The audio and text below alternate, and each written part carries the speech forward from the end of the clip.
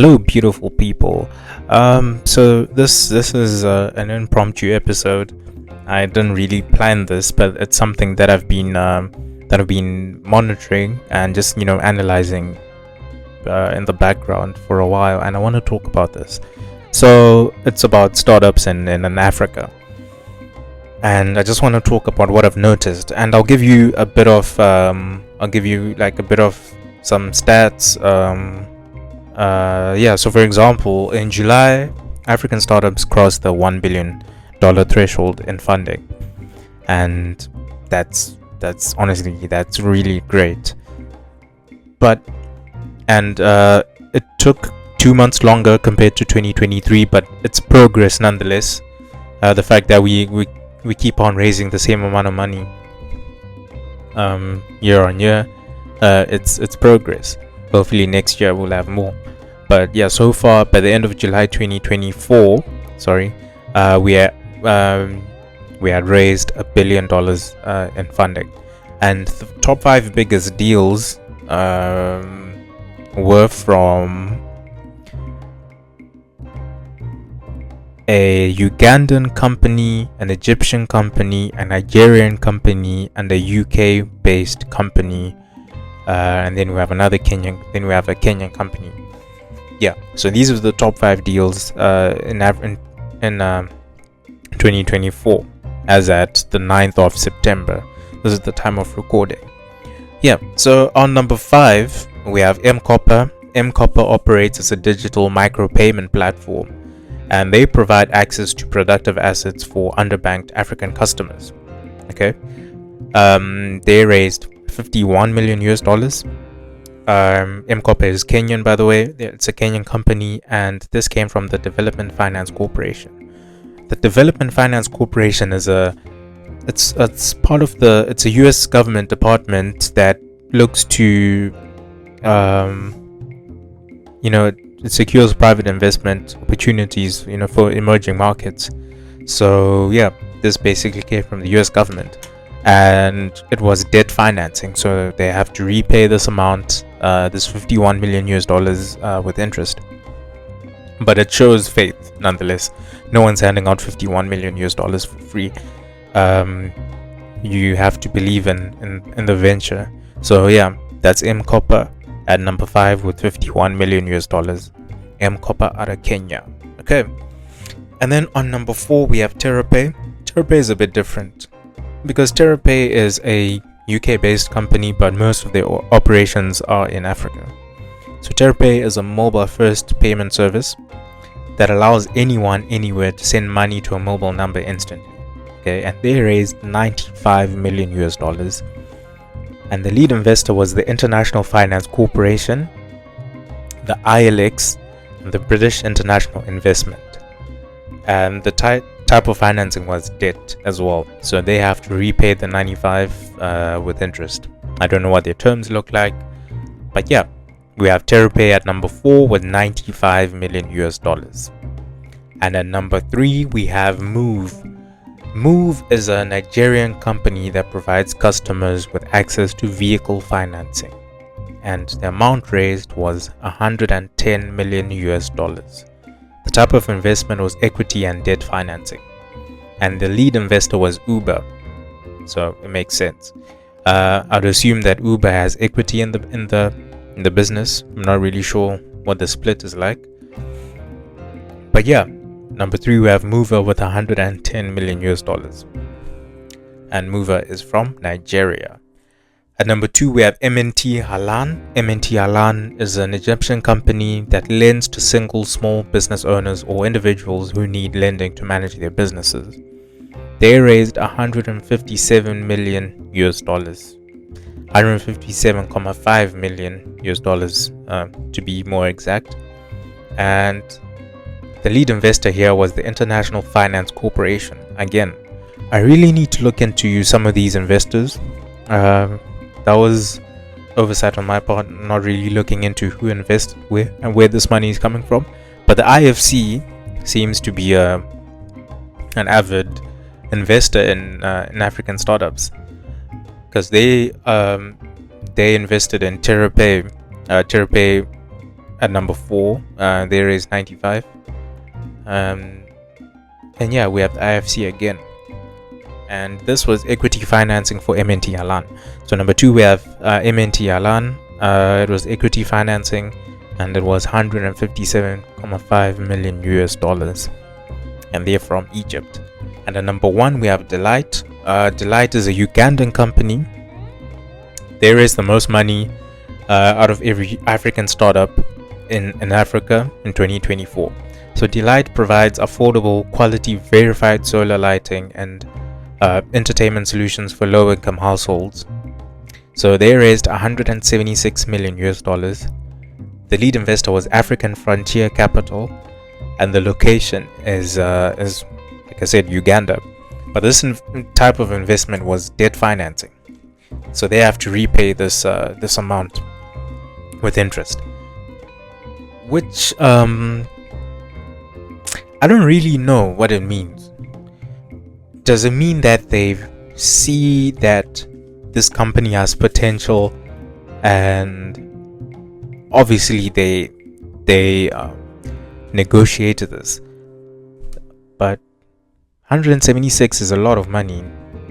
I feel like this venture could have a lot of potential if they think that Delight is able to repay 176 million with interest.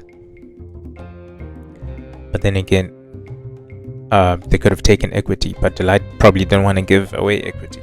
I don't know. It's really interesting. So yeah, these are the top 5 companies that we have. The top 5 companies that raised the most money. Delight at number 1 from Uganda, MNT Alan from Egypt, Move from Nigeria, TerraPay from it's a UK-based company, M-Copper in Kenya. Yeah, and these are the top 5, and together it looks to be about, I don't know, 146, 246, 256, 456, are just above 500 million US dollars.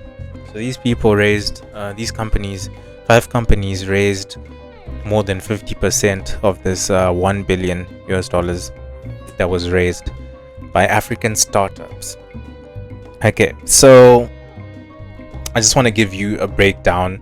So today is the 9th of September, and in the last week, in the week ending on the 1st of September, I think that was week 35. So from the 25th of August to the 1st of September 2024, 3 African startups raised 12.5 million. Okay, so there are startups out there there are startups out there that are, that are still getting funding, and we still have, I think, 4 more months. Okay, so let's look at number 3. So number 3, we have a Rwandan company, Ampersand. Ampersand offers electric motorcycles and battery swap stations to power motorcycle taxis of East Africa. Okay, they raised 2 million, and the lead investor was AHL Venture Partners, and the type of investment was equity financing. Okay, so it was 2 million. Then we have Sukiba at number 2. Sukiba is a Kenyan company, and they're referred to as a conversational commerce and CRM platform built on top of WhatsApp. Okay, and they raised 3 million US dollars, 1.5 million in the seed round, and the other 1.5 million in the seed extension. The lead investor was EQ2 Ventures, and the type of investment was equity. And Sukiba, this company Sukiba, is out of Kenya. Number 1, we have Omniscient. It's an AI and data analytics startups that helps financial institutions and consumer businesses collaborate and gain insights from consumer data. So they raised 7.5 million US dollars. The lead investor was Arise, and they are located in South Africa. It's a South African company. And the type of investment was equity financing. So they raised 7.5 million. Okay, so good deals coming out of Africa in the last week, and the week before that, African companies raised 13 million. So last week it was 12.5, and the week before that was 13 million. So about the same. So from August 19th to the 25th of August in 2024, we had 13 million raised. And at number 2, and it was raised from 2 companies. And at number 2, we have Workpay. Workpay is a Kenyan company that provides all-in-one cloud-based payroll and HR platform. It handles every stage of the employee and contractor lifecycle from onboarding to offboarding. Okay, and they raised $5 million, and the lead investor was Norskin 22, and it was equity financing. And at number 1, we have Waza. Waza is a Nigerian company. It's a platform that provides payment and liquidity solutions for businesses in emerging markets. They raised $8 million. Lead investor was Y Combinator, and the type of investment is a hybrid, so equity and debt. I don't know the split, but that's the situation there. So in the previous week, they raised African startups raised 13 million US dollars. Okay, and the week before that, it was 3.1 million. Okay, and the only data that I have on this is that it was an 81% decrease compared to the week before. But look, I want to talk about where these companies are coming from, where these startups are coming from. So far, so last week, we had a South African company, a Kenyan company, a Rwandan company, and then we had a Nigerian company, a Kenyan company again, an Egyptian company, and a Nigerian company, a Ugandan company, Delight, that we just talked about, an Egyptian company, a Nigerian company, a Kenyan company, and so on. So these are basically the countries that usually have startups that tend to get a lot of funding.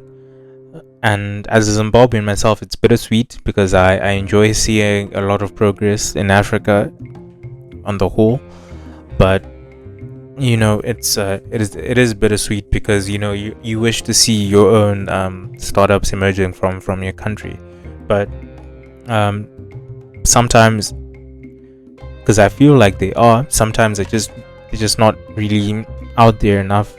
For example, I recently saw something about a car manufacturer, automotive manufacturer called Mureza Automotives. They're based in South Africa. It's a Zimbabwean company. They are also a startup. They've raised some money as well. So yeah, there is progress, but if you notice something from all the companies I've talked about, it's that these companies are essentially fintech startups. And fintech, from the World Bank, fintech is the highest growing market in Africa. And most of the startups that come from Africa are fintech startups, and they get the most money. And I think there have been 5 unicorns. So these are startups which are valued at $1 billion or more, and I think all of them are fintech startups. Let me double check this. Bear with me.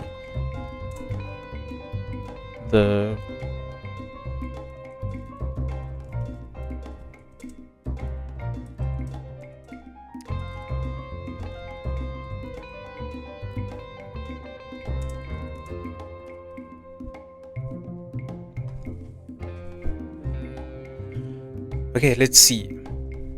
So we have Flutterwave. Yeah, so these are the unicorns we have in general. So we have Flutterwave. Flutterwave, I think, is the newest. Flutterwave seems to be valued at 3 billion, founded in 2016. It's a Nigerian company. Flutterwave is it's a fintech company. And then we have OPay. OPay, from the name, it's fintech. It's a Nigerian company as well, and they're valued at over 2 billion. We have Fori.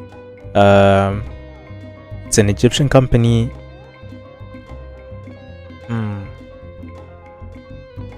It's an e-payment company, so fintech again, but there seems to be some controversy here. If it is a startup, if it is a unicorn, the unicorn is I think it's a startup with a valuation of at least $1 billion. Anyways, we have Interswitch from Nigeria again, founded in 2002. Transaction switching platform, again fintech. Look, you can see the trend here. You can see the trend. Most of these unicorns from Africa, most of these startups with valuations of at least $1 billion are fintech companies, and you barely see any fintech companies coming out of Zimbabwe, which is a shame. But hopefully we will get there and try to join into it. But these are just my thoughts. It's just something I've noticed, and I just wanted to put it out there.